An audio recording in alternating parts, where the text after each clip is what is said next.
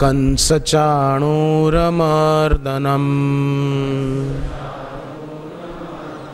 देवकी परमानन्दम् कृष्णं वन्दे जगद्गुरुम्। कृष्णाय वासुदेवाय हरये परमात्मने प्रणतक्लेशनाशाय प्रणत गोविंदाय नमो नमः। गोविंदाय नमो नमः। ईश्वर ने अर्जुन को निमित्त बनाकर जो बात कही वो अर्जुन कर सकता है इसलिए कही, और हम लोग भी कर सकते हैं इसीलिए कही है। तो हर शिष्य अपने गुरु के चरणों में भगवत गीता के 12वें अध्याय में बताई हुई पराकाष्ठा की श्रद्धा अपनी कर सकता है। अगर हम नहीं कर सकते तो भगवान बोलते ही नहीं। और ऐसी श्रद्धा जिस शिष्य की अपने गुरु में होगी तो उस शिष्य में 4 बातें स्वाभाविक ही आ जाएंगी। एक, निर्लोभता। मैं मेरे लिए कुछ रुपए जमा कर लूं, मेरे को काम लगेंगे, ठीक है, जरूरत जितनी है रखा, ठीक, बाकी और आरंभ रुचिता ही रजोगुण का लक्षण है, ये सात्विकता का लक्षण नहीं है। सात्विकता का लक्षण अति प्रवृत्ति में से निवृत्ति है। जितना से गुजारा हो जाता है, परिवार का भरण पोषण हो जाता है, उतना समय दिया, कमाया, बाकी जय सिया राम, हरिओम तत्सत। बाकी के टाइम पे वो भी कमाएं जो साथ जाएगा। परिवार का भरण पोषण हो उतना चले, कमाया, बाकी का टाइम अपनी कमाई के लिए जो साधक लगाते हैं उनको सचमुच बहुत फायदा होता है। तो 4 बातें आएगी, निर्लोभता, निर्मोहता, निष्कामता और चौथी असंगता माने अनासक्ति। तो जब निर्लोभता आ जाएगी तो दरिद्रता गई। जहां लोभ है वहीं दरिद्रता है। जहां लोभ है वहीं मांग है, मेरे को पैसा चाहिए, मेरे को कार चाहिए, मेरे पास भी स्कूटी होनी चाहिए, मेरे पास भी काइनेटिक होनी चाहिए। निर्लोभता आई तो दरिद्रता गई। निर्मोहता आई तो डर गया, भय चला गया। निष्कामता आई तो अशांति गई, क्योंकि इच्छाओं के कारण ही तो अशांति होती है, दुख होता है। तो निष्कामता आई तो अशांति गई।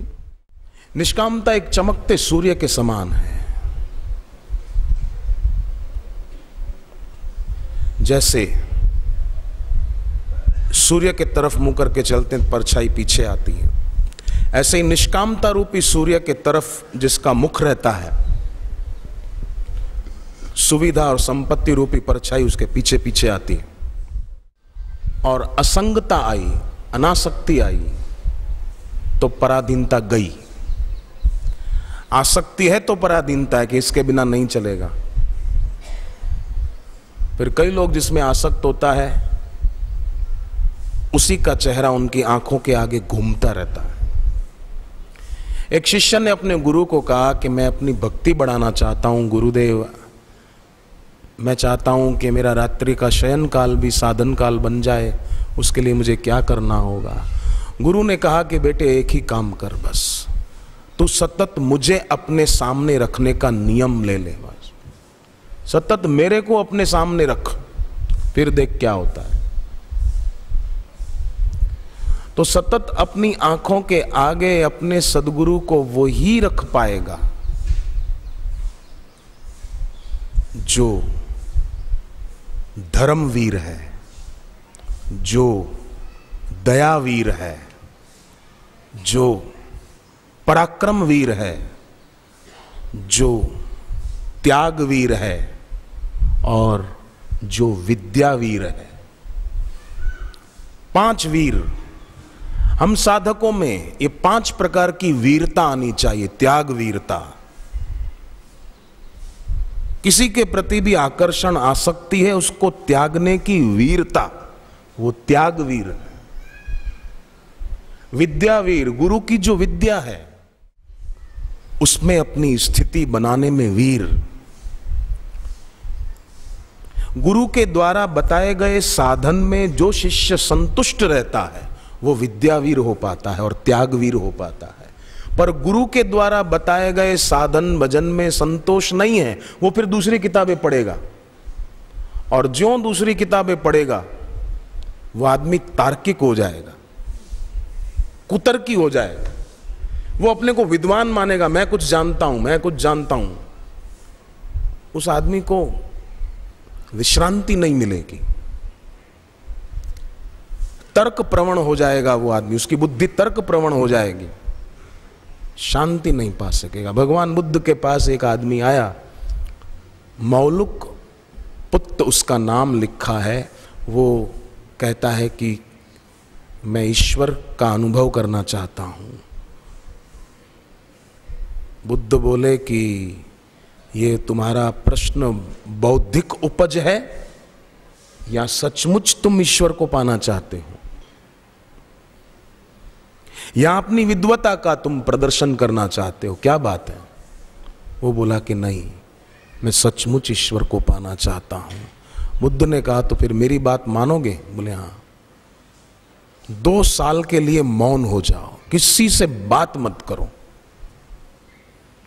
और 2 साल तक तुमने ये मौन व्रत अगर पाल लिया तो मेरी जिम्मेदारी, तुम्हारे प्रश्न का समाधान मैं तुमको दे दूंगा, करा दूंगा।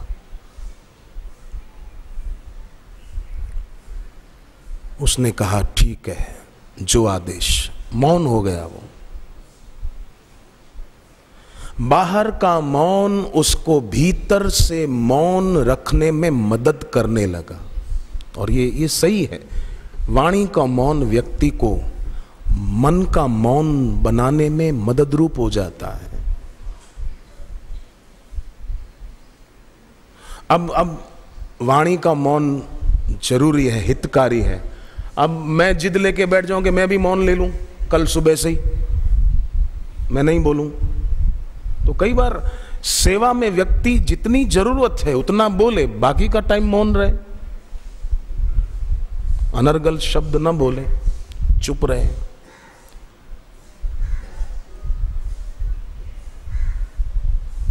बाकी के समय में केवल वाणी का मौन नहीं, इंद्रियों का मौन, शिलावत मौन शील का जनक है। शिलावत मौन से शील जन्म लेता है। और अगर शिष्य रोज हृदय पूर्वक गुरु की छवि के सामने एकटक देखे, मुर्दा आंखों से नहीं, जिंदा आंखों से देखे। कई बार आदमी की आंखें गुरु की इष्ट की तस्वीर पर होती है, पर उसका मन कहीं और होता है। ऐसे मुर्दे ही कई बार गुरु से विमुख भी हो जाते हैं, पर जिंदा आंखों से देख रहा है, और उसकी आंखें प्रेम के आंसू बहा रही हो, हृदय भक्ति से भरा हो, वो आदमी कभी गुरु से विमुख नहीं होगा।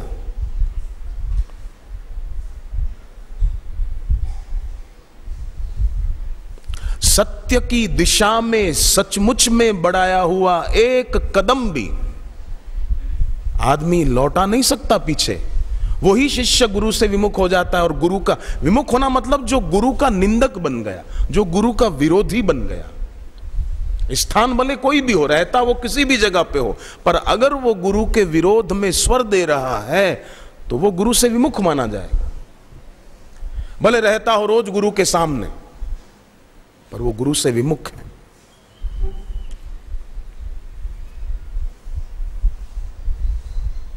गुरु के विरोध में स्वर देता है।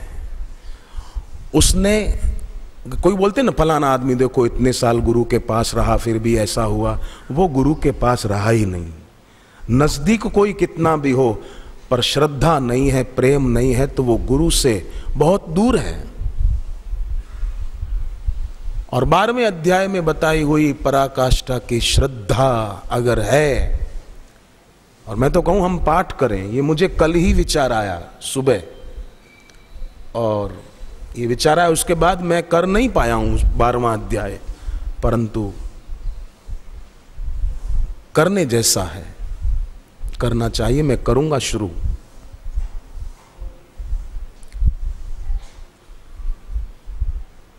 बहुत लाभ होगा। त्यागवीर हो पाए हम सभी साधक, कितनी अच्छी बात है। विद्यावीर हो पाए हम धर्मवीर हो पाए, धर्म में वीर, धर्म में दृढ़ता, गुरु चरणों में भक्ति की दृढ़ता। कोई कुछ भी कहे पर जिसकी श्रद्धा स्वप्न में भी डावांडोल ना हो। बोलने वाले मूड, मुझे समझ में नहीं आता कि ऐसे लोग क्यों ऐसी भाषा बोलते हैं। उनका हृदय इतना अशुद्ध कैसे हो जाता है कि सदगुरु के बारे में कुछ बोल पाते हैं, और वो भी कितने अशुद्ध हृदय के कि उनकी बात, अशुद्ध हृदय वालों की बात किसी को ठीक लगने लग जाती है। स्वामी विवेकानंद के गुरु भाई थे गिरीश बाबू घोष, वो तो कहते थे कि मैं मेरी आंखों के सामने देखूं विवेकानंद गलत कर रहे हैं तो भी मैं बोलूंगा मेरी आंख गलत है, ये आदमी गलत नहीं है। शिष्य की श्रद्धा ऐसी हो, धर्मवीर, त्यागवीर, विद्यावीर, दयावीर, सबके प्रति दया का भाव। दुश्मनी आजकल बहुत मैंने देखा, द्वेष छोड़ ही नहीं पाते हैं। द्वेष, बस ये ऐसा है, ये फलाना, ये फलानी, ये ऐसा, उसके प्रति ऐसी गांठ रखेंगे कि बस इसको दिन के तारे दिखा के रहेंगे। ये क्या समझती है, ये क्या समझता है। जो दूसरों को दिन के तारे दिखाने की ताक में रहता है ना, ईश्वर ऐसा चक्र चलाता है कि उसी को दिखने लग जाते हैं। क्योंकि ईश्वर सबका भला चाहते हैं, और कोई किसी को दिन के तारे दिखाने में लगता है तो ईश्वर भी कहते हैं बेटा आजा, पहले मैं तुझे दिखा देता हूं, तू दूसरों को दिखाने में लगा।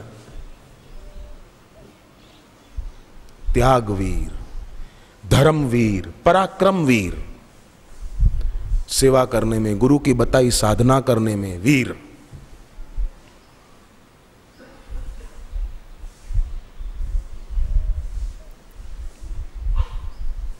ये वही बन पाएगा।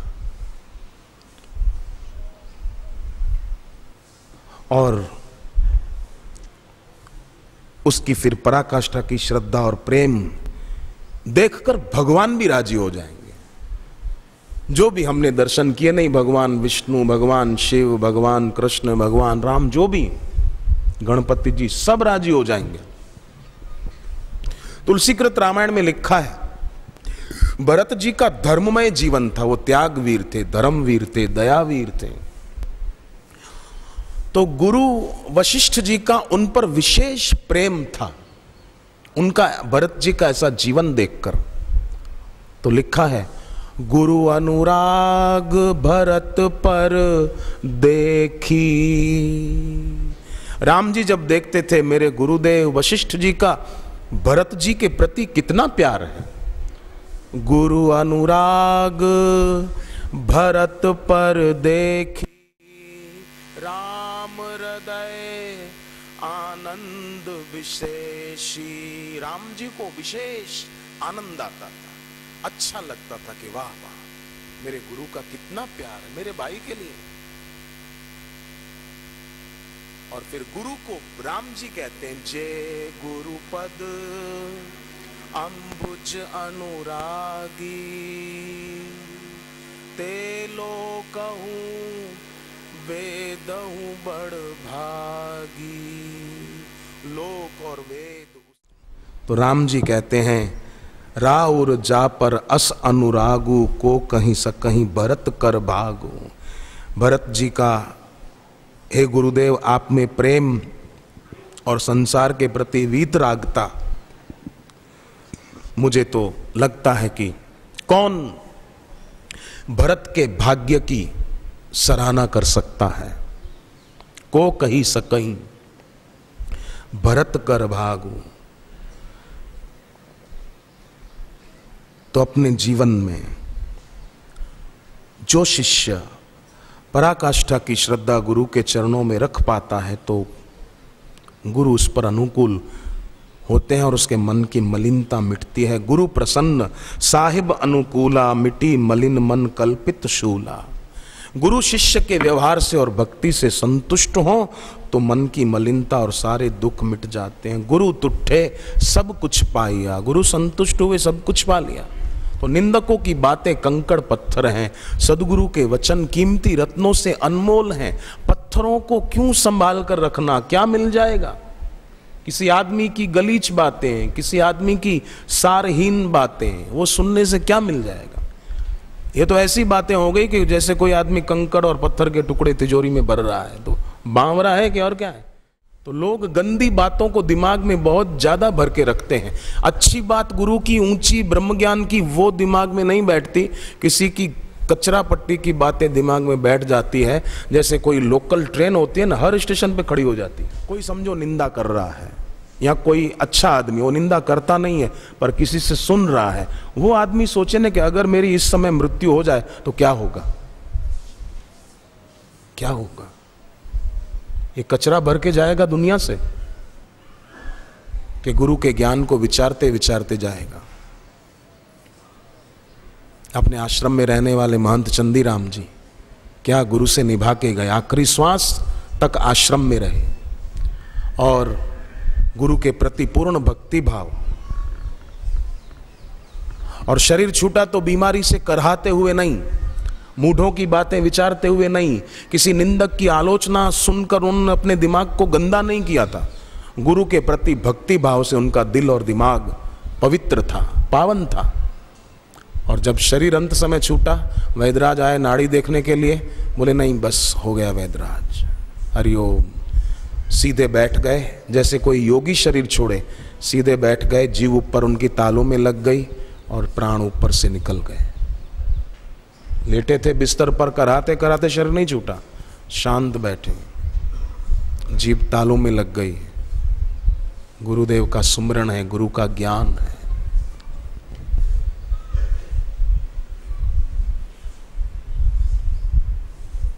गुरु अनुराग भरत पर देखी, मुझे तो बहुत अच्छी लगती है बात। राम जी खुश होते हैं कि गुरु का इन पर कितना अनुराग है।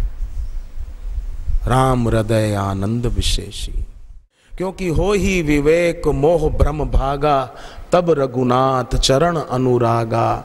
विवेकी का अनुराग सच्चा और पक्का होता है, बाकी तो कब आदमी डामाडोल हो जाते, किसी ने कुछ कहा, किसी ने कुछ कहा। और क्या तुम्हारी उस आदमी की स्थिति क्या कि किसी के बोलने से श्रद्धा में कमी आ जाए, तो श्रद्धा थी ही नहीं। अरे कोई कुछ श्रद्धा की कमी वाला भी हो ना, तो अपनी नजर पड़ने से वो श्रद्धावान हो जाए। ऐसी साधक की आंख में श्रद्धा होनी चाहिए। दिल में तो श्रद्धा हो, उसकी आंख में भी श्रद्धा हो कि कोई उसकी आंख में देखे तो वो भी श्रद्धावान हो जाए, वो भी गुरु के प्रति भक्ति भाव से भर जाए। उसका नाम शिष्य है।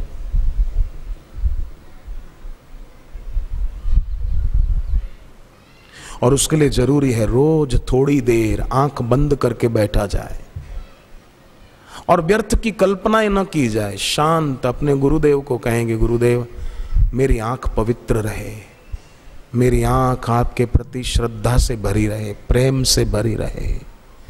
हरि हरि ओम, जो भाव अपने अपने हम व्यक्त कर सकते हैं।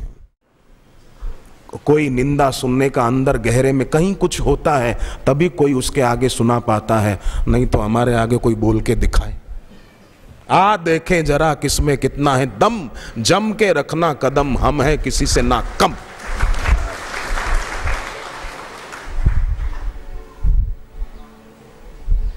बोले हमारे आगे वो ऐसा बोल गया, वो ऐसा बोल रहा था। अरे तू कायर है, कायर, बुजदिल है, बुजदिल, तेरी आंखों में दम नहीं है, तभी वो बोल गया।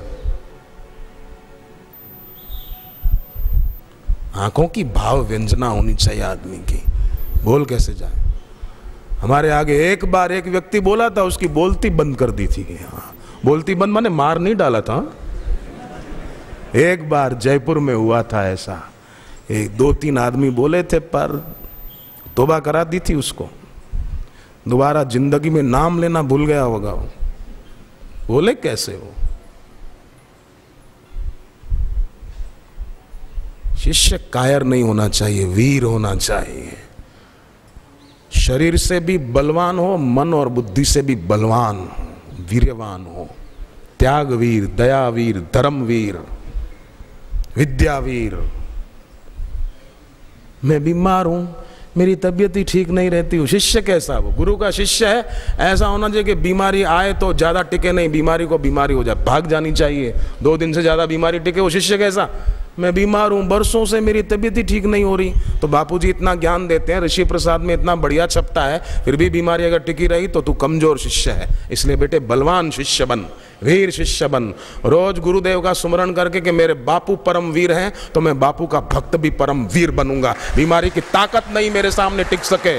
हरि ओम ओम ओम ओम। समर्थ गुरु का शिष्य भी समर्थ होना चाहिए। ईश्वर अंश जीव अविनाशी, चेतन अमल सहज सुख राशि, सो मायावश भयो गुसाई, बंध्यो जीव बंध्यो कीर मरकट की नाई।